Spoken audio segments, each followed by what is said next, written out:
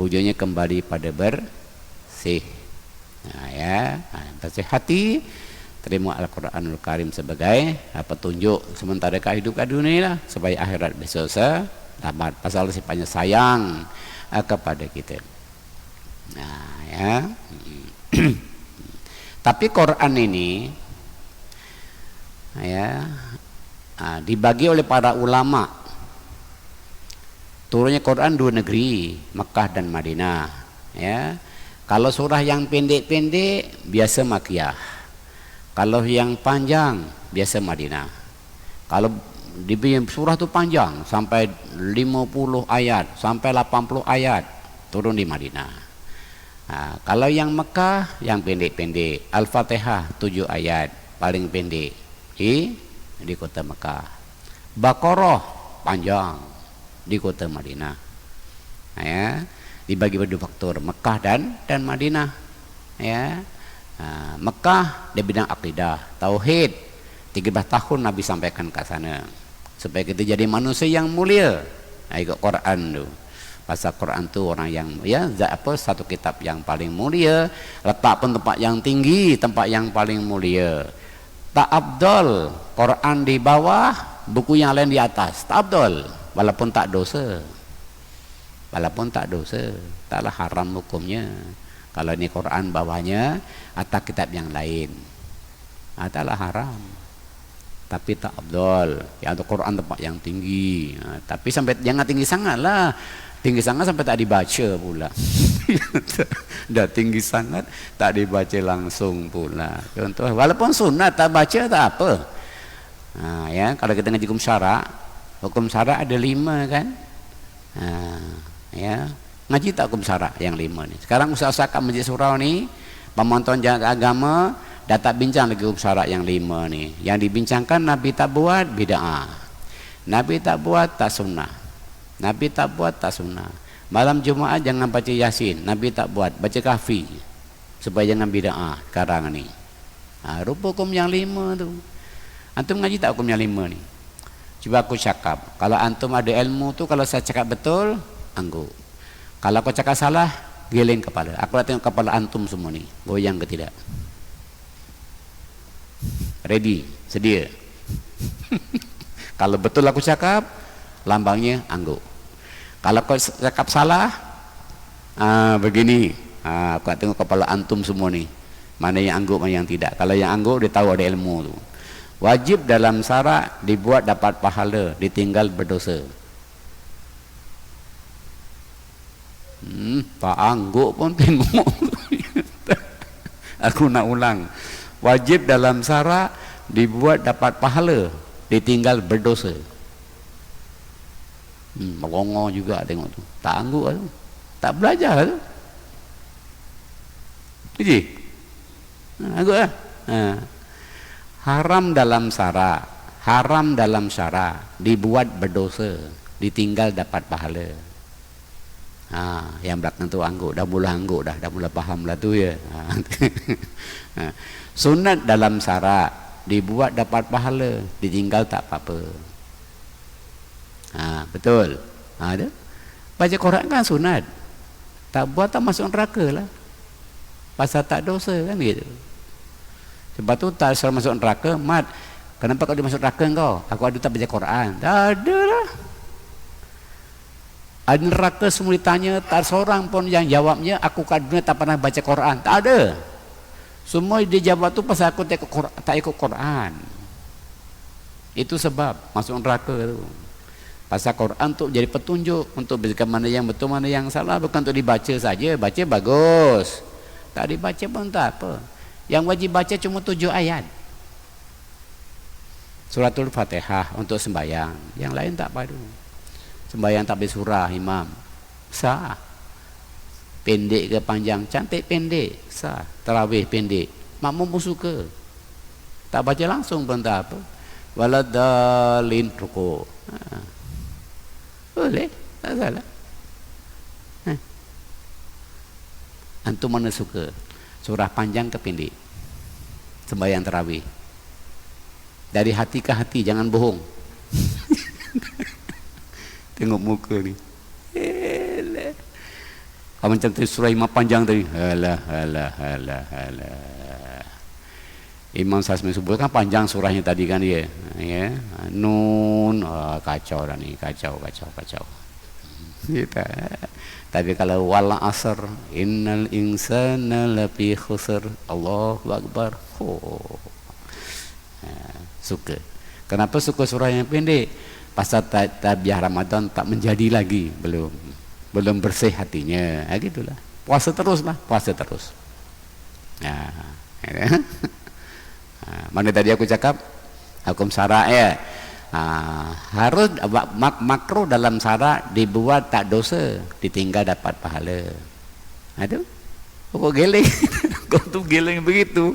Itulah syarak. Makruh dalam syarak dibuat tak dosa, ditinggal dapat pahala. Antum tak nak makan petai, makruh, tak pahala. Antum tak nak makan jengkol, kata Jawa, dapat pahala. Kan? Antum tak makan ikan belut, dapat pahala lah, pasal dia makruh. Jangan makan durian, ada pahala lah, pasal dia makruh, kan gitu. Malah benda yang makruh ni harganya mahal-mahal tau. Petai satu keris tu RM2. Benda yang makruh ni mahal-mahal harganya. Yang suci, yang tak makruh murah-murah. Oren berapa harganya, arak berapa harganya yang haram. Ya dah. Neraka ni harganya mahal, orang boleh beli. Durian musang king makruh, berapa 1 kilo. Betulnya makan durian jangan. Contohlah. Ya tak salah ustaz, dia tak salah, betul lah, tapi jangan baca bismillah. Gitulah. Pasal benda makruh kan jangan lebatkan Allah. Hisap rokok, boleh bismillah boleh? Hisap rokok, bismillahirrahmanirrahim. Cih waraknya. Jangan. Baca bismillah Allah benci. Pasal benda makruh ni Allah benci. Contoh gitu walaupun tak dosa. Macam bercerai. Makruh saja, bukan haram pun, tapi Allah benci.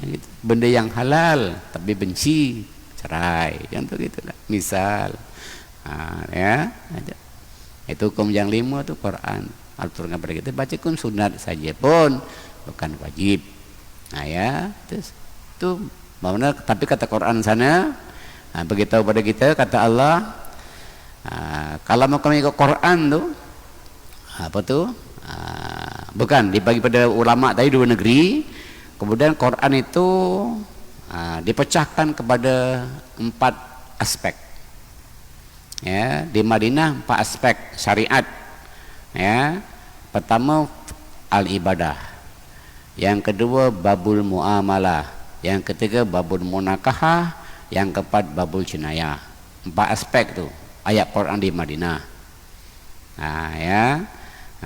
4 aspek ni, 3 tugas individu, 1 tugas negara. 4 aspek ni, 3 ni tugas individu, sembayang individu. Tak payah negara pun tak apa, boleh sembayang. Ya. Puasa individu, tak payah negara tak merdeka pun, negara tak Islam pun boleh puasa. Itu ibadah, tak perlu orang lain, tak perlu. Ya, orang semua tak nak sembahyang kat jalan kebun ni, kita boleh sembahyang seorang, sah. Ya, maka itu ibadah individu namanya. Ada ibadah yang masyarakat, babul muamalah, babul munakahah, ibadah masyarakat.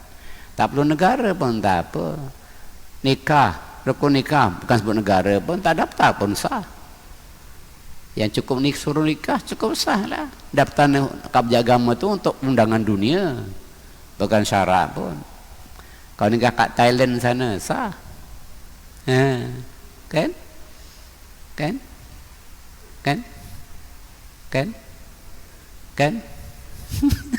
Iyalah. Itu dunia. Untuk tabir negara itu kenapa pun tak ada berdaftar pun sah nikah. Contoh gitu. Itu perlu ke masyarakat. Tapi perlu anak orang lain. Tak boleh kita kawin anak kita, tak boleh. Perlukan masyarakat. Mesti ada anak orang gitu. Anak kita kawin anak orang, tak boleh anak kita, tak boleh. Zaman Nabi Adam cuma 6 orang pun ada hukum tu. Tak ada undang-undang tu. Dah ada masyarakat dah. Cuma 6 orang saja. Anaknya 4. Dia dengan Hawa 2 orang, 6 orang saja. Pun dari nikah kawin ada undang-undang. Allah bagi undang-undang. Habil, kau dah besar. Habil, aku nak kawin kau dengan Labuda. Habil dengan Aklima. Tu yang anaknya bangkang tu. Zaman Nabi Adam pun Quran belum turun, dah bangkang dah. Si Habil bangkang. Bapak macam mana, Pak? Aku ni dengan Aklima satu kandungan. Aku peluk dia dalam kandungan ibu Hawa. Dah keluar, dipisahkan. Dia pula kawin dengan Habil. Patut kawin dengan aku lah. Labuda tu dipeluk dengan Habil dalam kandungan mak. Dah keluar kawin dengan aku pula. Aku tak nak. Aku nak kawin dengan Aklima. Aku tak kawin dengan Buddha. Asal aku dipeluk daripada perut. Bangkang dah. Zaman Adam pun dah ada bangkang. Kata Adam, jangan, tak boleh. Itu aturan Allah. Aturan Allah. Nah ya, Allah tak bagi kau kawin dengan satu kandungan. Kau kawin dengan Buddha lah. Apa sebab kok Aklima apa Habil tak nak kawin dengan Buddha? Tahu sebab? Sampai sekarang ni pun kita pilih benda tu. Tak boleh. Apa sebab? Tahu? Sebab Buddha dia kurang cantik. Gitu. Aklima dia cantik. Nama ni pun mempengaruhi tu. Sebab tu dia bagi nama anak perempuan ni, bagi nama yang cantik. Umi Kalsum, cantik dia. Ya, Rafi'ah, cantik dia. Ini tidak, nama anaknya Ketut, tak cantik. Perempuan namanya Ketut, tak cantik. Kita pernah akhir zaman cari nama anak-anak pernah dicampurkan nama bapak dengan anak. Bapaknya bagus dah, Samsudin. Nama bapak ni. Maknya namanya Syarifah, dah cantik dah. Dicampurkan pula Samsudin dengan Sarifah, maka sampah. Anaknya sampah. Oh alah. Nama ni pengaruh itu. Tengok ya, Nabi Yusuf, tu handsome. Husaini, okeylah, boleh tahan. Ini Kantong, Konteng, Dikun, apa nama macam tu tak dipanggil dulu akhirat besok kalau nama tak cantik tu. Contohnya gitu. Dah ada aturan dah. Tapi itu tanpa negara boleh buat. Muamalah, jual beli, ada masyarakat, tapi tak perlu negara. Tapi satu bentuk perlu negara, iaitu babul cinaya. Nak menghukum orang tak solat, ada undang-undang. Pasal Islam ini undang-undang tu lebih penting. Payung dia, al-jinayah tu payung. Untuk manusia takut tinggal sembahyang tu ada undang-undang atas tu. Islam ya'lu wala yuna ilaih. Islam tu tinggi. Apa yang tinggi? Undang-undang tu lah. Pasal nasihat dengan undang-undang mana power? Memang Islam tu nasihat, dinu nasihat, betul. Tapi undang-undang lebih power. Antum di Kelang hari ini pakai topi keleda tu sebab nasihat ke sebab undang-undang? Jawab. Antum di Kelang tu pakai topi keleda tu sebab isteri nasihat ke sebab undang-undang? Kalau isteri nasihat saya, undang-undang jangan ada. Bang pakai topi lah bang. Nak raya nih bang tu bang. Nanti abang kalau di aku janda bang. Nak raya nih bang. Pakailah topi bang. Abang degenya Yamaha tu murah-murah pun ada 20 lebih 30 pakai bang tu selamatan. Tu tengok bang. Tembikai kat TV tu bang kadang topik kredit tak pecah bang. Tapi gap pun tak pecah. Pakailah bang. Nanti aku janda bang. Apa kata suami? Ini. Kalau aku mati pun kau boleh kahwin lagi. Engkau masih muda kok. Bak kepala aku pening lah yang pakai topi yang. Kalau cuma nasihat. Tak payah nasihat. Cuba pergi Kelang, cuba. Pergi. Jangan pakai topi. Cubalah. Bukan nampak JPJ, nampak JKR, patah balik. Bukan JPJ, nampak JKR aja, patah balik. Aku itu hari beli cat di Teluk Pani Megarang, naik motor, orang dekat kan dia naik motor, ditahan polis ke depan sekolah kebangsaan, menengah kebangsaan tuh. Haji, tapi Haji, Haji tahu tak salah Haji ni apa? Tak tahulah tuh. Lampu hidup, lesen ada, apa tuh salah saya tuh? Haji tak perasan ke Haji? Tak perasan tuh. Begitu terang-terang, apa salah saya tuh? Haji punya topi mana? Astagfirullahaladzim. Iyalah tok, aku lupa. La ilaha illallah Muhammadur Rasulullah. Kata polis tu, nampak Haji cakap ni, aku percaya Haji lupa. Nada dia tu, nada saya bukan berlakon lah, memang aku lupa. Allah ya Allah gitu tu. Dia percaya aku lupa. Kata dia, pasal Haji punya asal punya lupa, Haji punya lupa ni, aku percaya aku tak saban Haji. Cuma Haji jangan dilanggar jalan tanah merah ni aja. Naik motor tak boleh jalan tar, didenda dengan dia ikut jalan merah ni sana. Wih sana. Pergilah aku dah. Okeylah tok, terima kasih tok. Gila. Sampai dah jauh, pun tak nampak, naik naik jalan raya balik tengok tu. Highway aku pergi Kedah itu hari, hantar anak pelajar kat Kulim. Ya, aku dah ada kuliah kat Salam, asar kat sana aku besit 16. Oh, aku punya welfare tu 16, 17. Itu aku bising, bang, selalu sikitlah bang. Kau diam aja lah yang aku nak cepat ni yang nak salam maghrib kat sana ni, aku ada program kat Salam. Isi aku nasihat, aku tak layan. Tiba-tiba lampu nasihat, lep, selalu aku. Lampu yang nasihat depan tu, blab. Lampu depan sana hidup, blab. Selalu aku. Bagaimana aku lebih taat lampu, taat isteri. Pasal apa? Aku sekadar dekat, JKR punya betulkan longkang, aku nggak JPJ, zoom, betul balik. Tengok tu, nasihat memang penting, tapi undang-undang lebih penting. Sebab tu ada hukum al-hudud, al-haddu, al-huduni, al-haddani. Itu ya, dan hukum hudud tu. Tengok pendamaran tu. Ratau panjang. Orang accident kat depan sekolah tu, dia bagi signboard bin hal, awas kanak-kanak sekolah, jangan laju-lajulah bak lori, kita orang dewasa kan ada akal, slow sikit lah kat pasal sekolah. Kat signboard aku baca dakwah bil hal namanya, orang baca tak layan, satu-satu terlanggar. Anak sekolah lama-lama atau panjang tu bak demonstrasi, angkat keran dia tengah jalan. Ya tak, boycott, angkat keran dia, menunjukkan emosi kepada driver-driver yang tak taat tu. Tunjukkan langgar juga, binting tengok Quran. Apa nak ngalang laju ni? Al-haddu untuk menghalang laju. Taruh bonggol, gendut. Tu ratau panjang yang boleh buat di Selangor ini, bunggul tu, gendut. Pasang tengah jalan, 2 slow, lori slow, itu mitik. Dia tak laju, tak payah nasihat, slow. Itulah had. Ikuti pendamaran. Pendamaran tu setengah kilometer saja, 12 bonggol. Bonggolnya 12.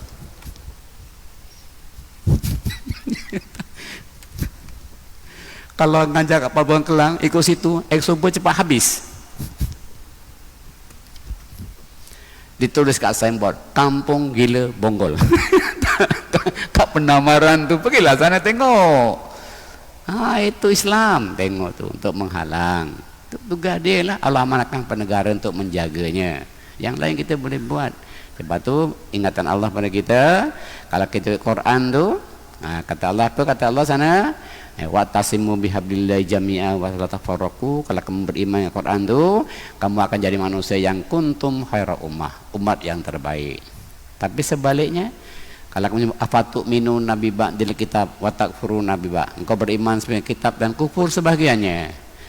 Wa ma jami'u minkum illa khizyun fil hayatid dunya. Kita jadi bangsa yang hina hidup di dunia. Wa yaumal qiyamah, hari akhirat besok, yuraduna ila azab. Tapi itu tak apa lagi, yang saya perangkat dah tak yakin, nanti lama-lama dia mendustakan Quran tu. Kalau dusta, bahaya. Dah tak yakin, bahaya. Apa kata Allah bagaimana kita yakin tu? Katanya Quran sana, banyak Quran kata sana ya. Apa bi ayyi ala'i rabbikuma tukadziban, tentang nikmat Allah tu diulang oleh Allah. Beritahu pada kita. Tak yakin juga kata Allah, innal ladzina kazzabu bi ayatina wastakbaru anha. Ya, sesungguhnya orang yang mendustakan, kazzabu ya bi ayatina, atas ayat-ayat Allah itulah dia tak yakin, wastakbar, sombong pula. Sikit-sikit nak ikut Islam, sikit-sikit nak ikut Islam, sikit-sikit nak ikut Islam, wastakbaru anha. Kalau semua nak masuk neraka surga Ustaz, siapa nak masuk neraka? Wastakbaru anha, sombong.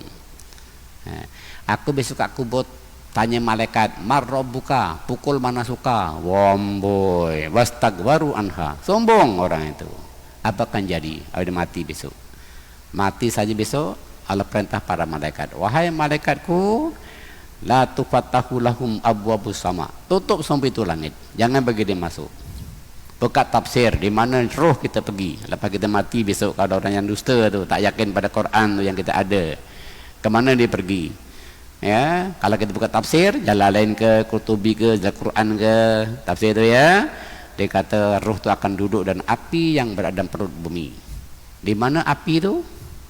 Saya ada kawan kat Kuala Islam Kelang tu, dia ngaji kat Mesir, ilmu wahyu, dia belajar kat Mesir. Ya, dia ilmu Quran dah, ilmu wahyu tu Quran dah. Aku tanya dia, Ustaz, ini kata tafsir ni, orang yang dusta ya Allah ni, dia akan mati besok, rohnya tu dia akan duduk dalam api yang berada dalam perut bumi. Di mana perut tu Ustaz? Kata itu Ustaz, kat gunung berapi. Wih, Ustaz ni ya Ustaz? Iyalah Ustaz. Gunung berapi tu Ustaz, api yang berada dalam perut bumi. Kau tak percaya? Itu bukan ciptaan manusia tu, gunung berapi tu. Bukan manusia yang buat tu. Itu Allah saja yang tahu. Kan tu? Pasti tu lah Ustaz dia. Sampai bila? Sampai hari kiamat. Kita kat dunia lah Husainillah Ruhi almarhum Osman bin Kunting fi al-Barzah al-Fatihah. Rupa tak ada kat situ.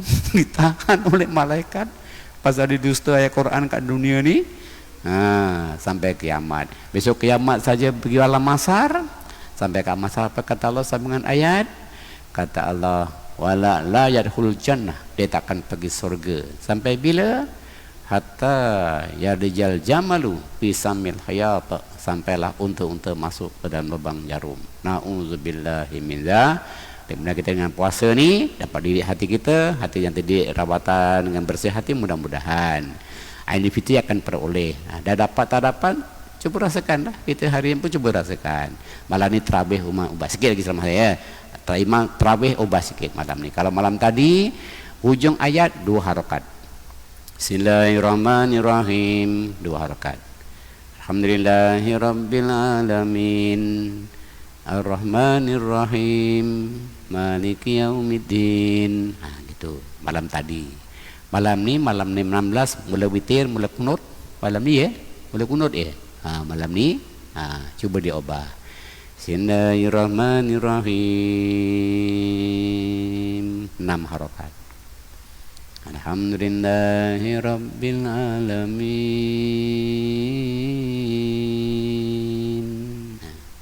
Rasakan hati makmum kat belakang tu, bersih ataupun tidak.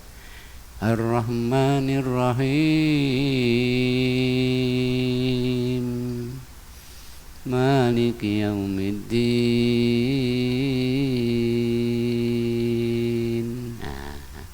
Kalau hati makmum kat belakang tu, malam tadi aku sembahyang kat Masjid An-Naim tu. Serononya imamnya. 6 harakat ujungnya. Sampai aku nak pengsan, singit-singit aku sampai seronoknya.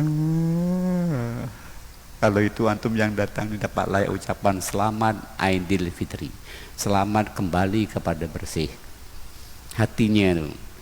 Tapi kalau sebaliknya, mampus betul imam. Mana satu? Jangan bohong. Tu yang songkok tinggi tu, jangan bohong. Jangan bohong. Walaupun songkoknya tinggi hebat. Tengok, cuba. Tes hasibu ampusakum qabla an tuhasabu. Hisaplah hati kamu tuh sebelum kamu dihisap di akhirat besok. Hai, payah nak dapat. Kenapa tak dapat? Apa kata ulama hati? Ulama hati siapa? Imam Ghazali. Apa kata dia? Apa makna puasa? Kata Imam Ghazali, puasa itu maknanya menahan. Apa yang perlu ditahan? 7 anggota. 7 ini yang paling senang ditahan, perut. Perut senang dijaga. Nak jaga perut senang. Ya. Pasal kata Nabi, banyak orang yang puasa cuma lapar dan dahaga. Itu cuma jaga perut aja. Senang. Lapar boleh makan, musafir boleh makan, senang jaga perut. Tapi yang paling payah anggota yang kita perlu tahan tu mulut, telinga, mata. Inilah yang paling payah untuk kita jaga. Pergi pasar Ramadan, perempuan, walah, astagfirullahalazim, tak tengok sayang pula. Walaupun dah haji, pandang juga Syekh. Bolehkah kita minum, aku puasa, tak jadi. Pandang perempuan, aku puasa, astagfirullahalazim. Boleh ke? Boleh ke? Boleh ke? Minum boleh, aku puasa, tak jadi dia. Tapi pandang perempuan, aku puasa, astagfirullahalazim. Boleh? Mana Bilal? Aku yang cakap pun tak boleh lah. Pasal laki-laki tua macam mana pun suka pandang perempuan. Tak macam perempuan, perempuan tak suka pandang laki-laki, dia suka pandang mas. Pandang mas tak hilang pahala. Pandang perempuan, Allah ya Allah. Orang cakap pula, Ustaz sekali pandang pahala. Pandai-pandai kau. Orang cakap pula, sekali pandang tu pahala, jangan 2 kali pandang. Sekali pandang lama tak apa. Yang kedep. Pahala. Dah. Kata dia, pandai kau buat hadis. Nah, sebab tak hadis Nabi masuk neraka orang tu. Contoh. Sebab tu akhirnya sama saya ni kata begini, kata Nabi apa dia suruh? Man soma 1, man koma 1. Kata Nabi, man koma Ramadan. Barang siapa yang tegakkan puasa itulah. Dirikan puasa kita ni. Jaga matanya, jaga telinganya, jaga mulutnya, jaga perutnya, jaga tangan, jaga kaki. Besok hujung Ramadan kalau berjaya, kata Nabi, hufirlahu ma taqaddama min dzambi, diampunkan dosanya oleh Allah. Ya, itu lepas tu kita dosa pada manusia diampun. 1 Syawal diharapkan kita berpuasa untuk kita ziarah menziarahi. Supaya dosa pada manusia Allah ampun. Pasal dosa manusia Allah tak ampun. Pada Allah diampun dah. Dosa pada manusia Allah tak ampun. Pasal tu Habib Nanas minta raya sana bermaaf. Itu Yahudi kacau ni. Kalau macam dulu masa kecil kat pondok, minta maaf cantik orang Jawa. Ya kok ni, bismillahirrahmanirrahim. Ulan pun kak ngaturaken sedaya kelepatan kula, nyuwun ngapunten nggih Kak, zahir batin, nggih sami-sami nggih Mat, nggih sami-sami. Paham aku cakap ni? Aku yang cakap pun tak paham dah apa ni. Mak aku aja gitu cakap Jawa, kan semua Jawa dulu, lagunya pun Jawa, dia punya niat puasa Jawa niat ngengson poson nutoknya eng dino ngesok saking anekane perdune ulan Ramadan ikilah tahun fardu karena Allah Ta'ala. Minta raya pun minta Jawa, ulan pun kak ngaturaken sedaya kelepatan kula nyuwun ngapunten zahir batin. Nyanyinya pun Jawa, muslimatnya buka aurat dia tegur oleh ibu-ibu, nusa temen susu tertindak sengkle ngeso tuwa sikute bengkong susu gamle. Paham? Lepas tu kita mati akan doa sepanjang Ramadan, Allahumma inna nas'aluka ridhaka wal jannah wa na'udzubika min sakhatika wa nar, akan tercapai mudah-mudahan. Wallahu alam, yang benar daripada Allah, yang tahu itu sendiri. Tutup dengan tasbih kafarah dan syukur subhanakallah asyhadu an la ilaha illa anta astaghfiruka wa atubu ilaik wal as innal insana fi khus innal ladzi tawassa bil haqq wa tawassa bis sabr. Assalamualaikum warahmatullahi wabarakatuh. Macam ni? Saya tak dengar. Oh, sajadah hari Jumaat. Kenapa? Oh, untuk sajadah ya. Surah sajadah tu hukumnya sunat. Kalau imam sujud, makmum kat belakang tu wajib sujud. Cuma syarat sujud mesti nak niat. Nak turun tu lah, aku nak sujud sajadah. Kau tanya dia batal. Ya, batal. Kemudian bangun daripada sujud, jangan tambah rukun. Jangan duduk Rabbi fili, jangan istirahat. Kalau istirahat menambah rukun. Sujud terus, bangun pun terus. Kalau dia sakit sekalipun jangan duduk lah, terus naik gitu. Ya, kalau duduk menambah rukun sembahyang. Macam Rabbi fili lah, kalau rukun yang pendek, jangan duduk. Kalau boleh terus bangun. Itu sajadah tu lah. Tapi kalau imam sujud, makmum wajib sujud. Tapi dengan syarat lah, imam sujud sampai perintah sujud. Kalau belum perintah sujud, tapi sujud.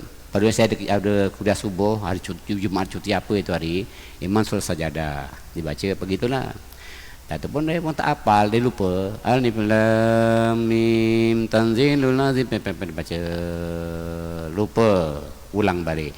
Bismillahirrahmanirrahim. Alif lam mim, lupa balik. Saya pun belakang berkata-kata hati aku, dah lupa tu rukuk aja lah mak. Dah lupa tu rukuk sajalah, jangan diulang-ulang. Rukuk saya sudah, tak mesti sujud pun. Rukuk. Hati aku berkata-kata lah.